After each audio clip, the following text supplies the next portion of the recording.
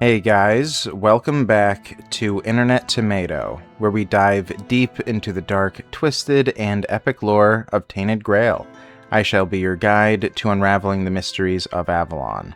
Today, we are continuing our lore series by going over the second expedition's final descent into the heart of Tuathan. This video aims to provide a balanced introduction for new players and fans alike, ensuring everyone walks away with more knowledge. Keep in mind that the lore is still developing as Tainted Grail has games planned for the future to supplement what we know, and things are somewhat subject to change. Also, if you wouldn't mind, please like and subscribe, or you might just get turned into a men here. So, let's get into this. Last we left off, we went over the second expedition's journey into Tuathan. The members had to prove their worthiness to the legendary Archdruid by making a name for themselves in Avalon. They made their way all across Avalon, finding missing knights of the Round Table, while simultaneously making allies. After earning Avalon's respect, they returned to Orin, who aided them in finding a secret passage. The expedition finally encountered the terrible effects of the weirdness before finding a safe haven. In the Discord, which I'd love for you to join, I asked, do you think the expedition will get out of Tuathan alive? It looks like you guys generally agree that most, if not all, will make it out alive. I feel like I should keep my thoughts to myself, as I could easily spoil the episode otherwise. I will say that no one from the first expedition died within Tuathan's walls, so if they are of the same quality, hopefully they will survive too. Curiosity outweighing caution, the expedition approached Orin's resolve. Scaling one of the crooked weirdstone pillars, they reached the solitary building perched impossibly above the chaos. Only up close did they see every brick was etched with glowing Oimic runes, anchoring the structure to reality itself. They slipped through the narrow door into ghostly stillness, no wind, no distant weirdness, only silence, thick enough to taste. It felt like stepping into a town that should be bustling, yet held only dust and memory. Weird creatures shunned the place, leaving it pristine but abandoned. Inside lay a tiny armory, storerooms stocked with food that would never spoil, bunk beds for a dozen, and a garden thriving beneath hanging crystals that cast soft, unnatural light. Clearly, Orin had built this as a permanent haven for any soul mad enough to brave Tuathan. Yet, bloodstains darkened several mattresses and splattered the floor, evidence of a desperate, doomed stand. Along the doorframe, dozens of tally marks had been carved, each stroke likely a day spent. Exhausted, they claimed the clean bunks and slept. That night, a dream, unmistakably Orin's memory, seized them. The exploration team is fewer and fewer. Many went missing, many others died. No one wants to continue the research, and you don't have enough resolve to force them. It looks like this whole effort was for nothing. The construction of this shelter, the death of all these bright people, you should never have explored this place. It's not meant for humans. In the vision, they watched the last Archdruid abandon his refuge, leaving his companions to perish one by one in the weirdness beyond the walls. Awakening inside Orin's resolve, the expedition felt an almost shameful reluctance to leave the only pocket of sanity they had known in days.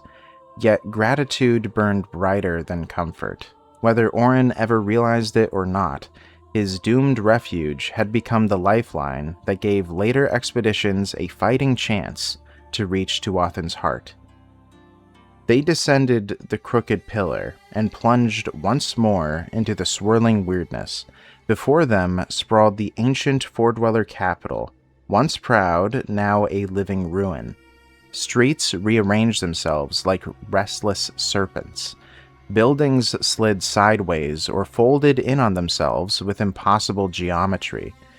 It was calmer than the Age of Legends cataclysm, yet still a labyrinth that devoured the unwary. Time lost all meaning. Hours stretched into days, days into weeks, or perhaps only minutes, while reality frayed at the edges. The expedition felt Tuathan feeding on them. Muscles ached with unnatural fatigue, thoughts grew sluggish, skin prickled with the suspicion of change. Orin's final warning echoed relentlessly. Prolonged exposure would not merely weaken them, it would mutate them into something lesser, something devolved. Terror of becoming monsters gnawed at their minds, and in Tuathan, thoughts had a nasty habit of becoming real. They forced the fear down, clinging to a purpose. Yet the deeper they pressed, the more the paths seemed to conspire toward a single destination. Intent became gravity, will became direction. After an eternity compressed into heartbeats, the chaos ahead coalesced. Finally, after days, or what felt like a lifetime, of incomprehensible travel, they saw it. You've seen so many beautiful and terrifying things in the realm of the Foredwellers, yet you have no doubt this is the pinnacle of your journey. From all sides, from above and from below, the city converges in a single point, the Eye of the Storm. An impossible stone citadel suspends here, upside down, its towers hanging like stalactites. A path twisting around itself like a ribbon leads to the open gate, and a mighty statue stands on its head. There's no mistake. This is Camelot. As you approach the gate, you wonder how it could end up here, until you almost trip over the severed arm of a Foredweller warrior. His tar-like blood seeps between the cobblestones. Someone was recently here. Conflicting urges tore through the expedition. Some felt compelled to rush in and save whoever battled within. Others wanted to abandon the Grail at the bridge and flee. A few urged cautious investigation. Choosing to enter the inverted Camelot, they found it strangely sheltered, its weirdness muted like Orin's resolve. Crossing the bridge, they spotted a Foredweller corpse. Very rare, for few survived the Age of Legends. Another lay nearby. Advancing warily, they reached the courtyard. Dozens of Foredwellers sprawled in fresh slaughter. Weird steel weapons lay bent and shattered. Beneath the warped, half-human, half-Foredweller statue of Arthur, what might have been the last of their kind had been annihilated in a recent, cataclysmic bloodbath. Whatever drove them to risk extinction was beyond comprehension. Scouring the citadel, the expedition pieced together the massacre's story. In the throne room, a niche perfectly shaped for the Grail sat empty atop the dais, Niante's work months prior. As they produced the true relic, a low groan echoed from where the round table should stand, chilling the air with the promise of something still alive in this tomb. Feeling the need to hurry, the expedition reverently returned the Grail to its resting place, uncomfortably undoing the sacrifice of the first expedition. Rushing toward the groan, the expedition reached the warped round table. No proud circle of oak remained. Instead, a writhing pool of black-red blood pulsed where the table once stood. Around it, statues mimicked the Round Table Knights, yet some were grotesquely malformed. Limbs twisted, faces melted. One statue then shifted. It was no effigy. A hulking behemoth rose. Arthur, the once and future king, reduced to monstrous silence. Terror rooted the expedition. He had carved through dozens of Foredwellers to reach this chamber. If he wished them dead, their lives would end in heartbeats. What had the Foredwellers feared so greatly that they threw their last warriors against them? Could a restored Arthur mend what he broke? As you approach, Arthur steps to the side, revealing what occupied him when you entered the chamber. The legendary blade Excalibur protrudes from the pulsating chunk of weirdstone at the end of the room. In silence, the hulking giant presents you his hands, pierced and torn, but with nary a drop of blood. He gestures toward the sword in the weirdstone, with its spike-covered grip you've heard so many times about. Excalibur, the witchblade of the ancient homelands, said to bring incredible power at an incredible cost, awaits your hand. However, before you have a chance to approach it, a mocking voice sounds in the dark. So here you are, my king. Oh, what a sight you are. Morgaine enters the room with a smirking knight of the round table, Gaheris, at her side. The king pierces you with a sad look. No, these fools didn't know, Morgaine explains. I followed them since they've entered this place. I knew they would be drawn here, to their birthplace, the place where your rule failed. The expedition stood frozen between a broken god king and the sorceress who had waited centuries for this moment. Though the board game offers choices, one path feels canonical. Arthur's gestures reveal what I believe is the truth. Excalibur must be drawn from Tuathan's heart. Unknown to the expedition, the blade had bled the realm for centuries, warping life's sacred cycle. Only a hand willing to embrace agony could free it, gripping the spike-riddled hilt. Beor stepped forward. Morgaine shrieked that removing the sword would doom humanity on Avalon. Undeterred, Beor seized the pommel, last touched 650 years ago. Pain erupted like molten iron in his veins. He nearly collapsed as fire coursed through him. Yet he held on, knowing Excalibur's power demanded a blood price. Morgaine, snapping from shock, commanded Gaheris to attack. The black-armored knight charged, but Arthur's hulking form and the expedition's battle-hardened skill overwhelmed him. Gaheris fell, only for Morgaine to summon opalescent weirdness, resurrecting him as an undead, pain-immune horror. The fight turned brutal. The expedition, battered but unbroken, destroyed the Revenant forever. Morgaine does not linger to see the end of combat. As you overpower her creation, she weaves a spell and disappears. You're alone with your king. Arthur steps to the side, pointing once more to Excalibur, its hilt now covered with your blood. You grab it once more. This time, the painful sensation is familiar, just like the exhilaration washing over you as the sword begins to shift. You draw it from the stone and raise it upwards. Immediately, the citadel slowly melts, stones bending and running like wax, left too near a flame. Arthur gestures toward the exit. It is time for you to go. You look at him one last time, a titan ravaged by endless cycles of death and rebirth, and you know he will not follow. In silence, the expedition left the melting throne room, carrying Excalibur and the weight of a king who they would never again see. As the inverted Camelot dissolved into molten ruin, the expedition fled. Arthur's broken husk vanished into the chaos. Removing Excalibur had torn the cosmic balance. The last Four-Dwellers surged toward the heart to reclaim their birthright, and the fragile paths that once guided humans now writhed like a dying serpent. Reality itself was bleeding out. The expedition ran blind through the shifting weirdness. Landmarks vanished, distances stretched or collapsed without warning.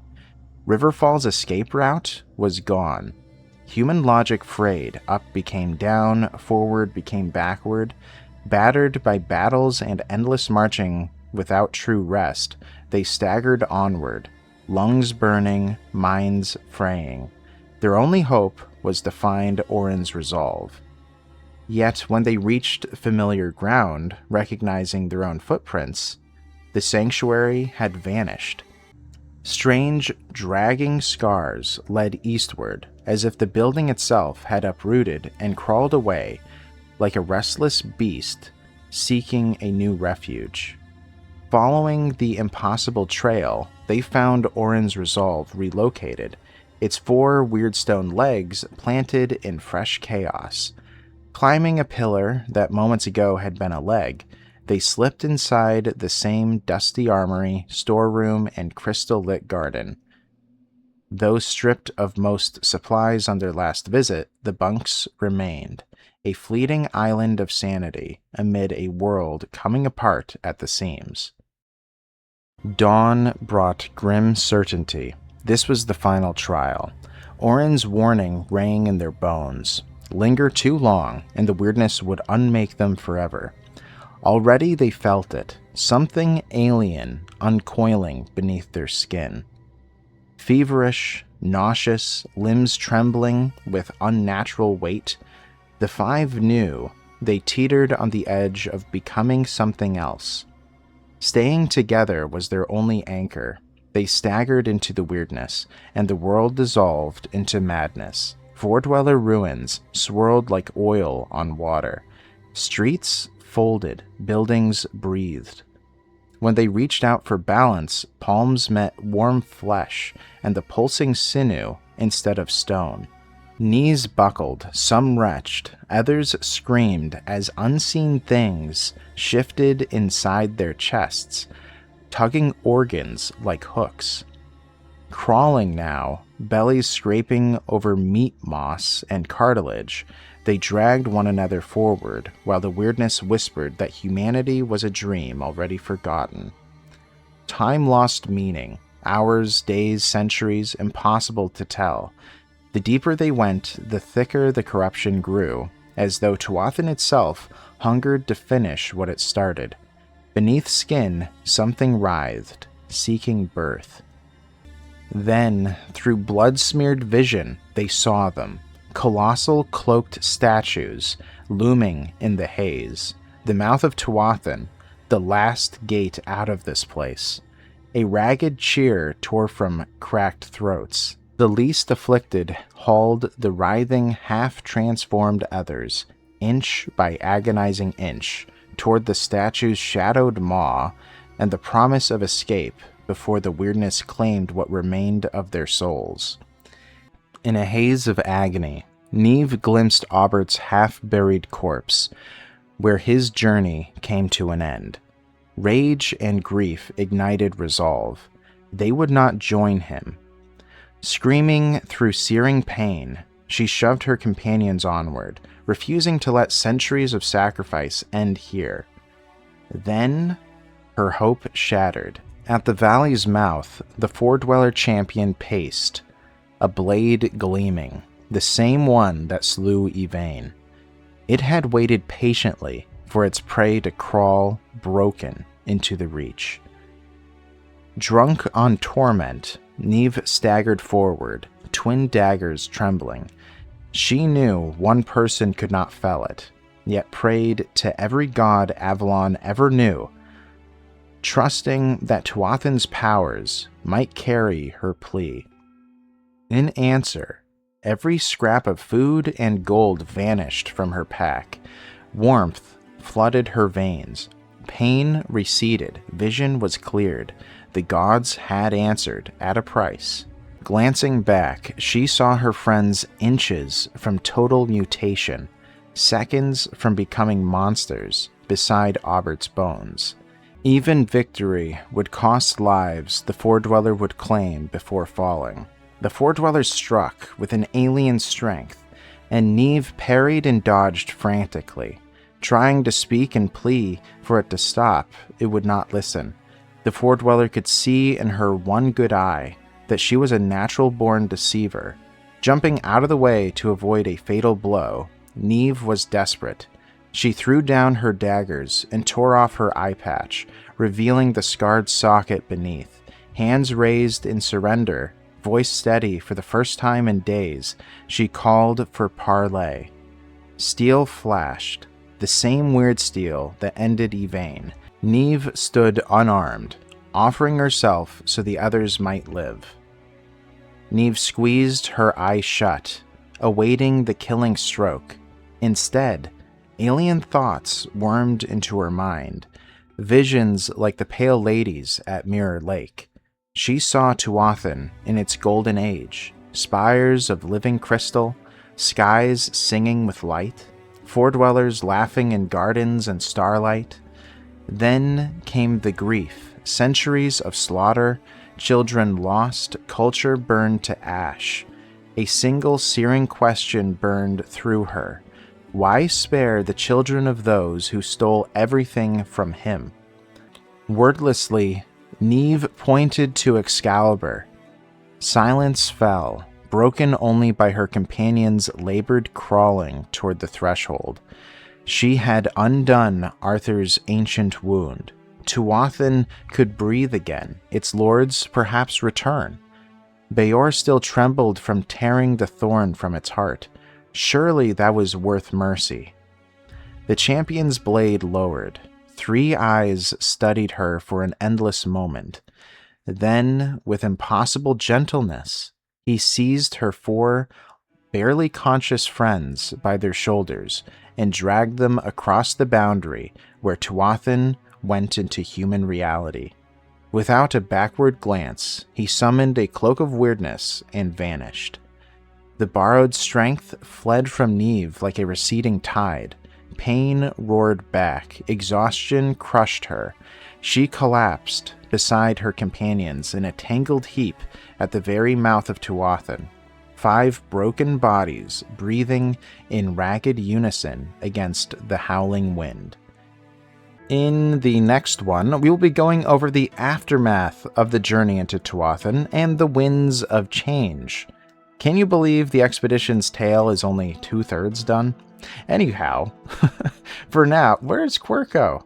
I found him. Okay, for now, please like, subscribe, consider joining our Discord for random polls and Tainted Grail chats. Thank you all so much for watching. I hope you guys have a great day, and I'll be seeing you guys in the next one. I love you all, appreciate you all. I'll be seeing you guys later. Bye-bye.